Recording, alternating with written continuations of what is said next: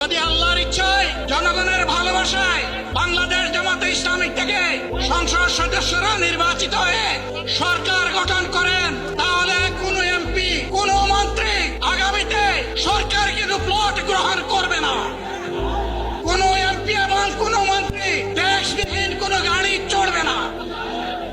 কোন এমপি এবং কোন মন্ত্রী তার নিজের হাতে কোনো টাকা চালাচালি করবে না।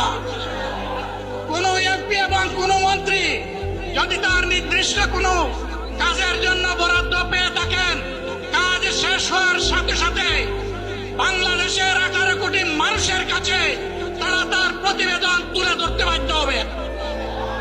সম্মানিত বন্ধুগণ, চাঁদা আমরা নিব না, দুর্নীতি আমরা করব না, চাঁদা আমরা নিতে দেব না, দুর্নীতি আমরা সহ্য করব না। এই বাংলাদেশটাই আমরা দেখতে চাই।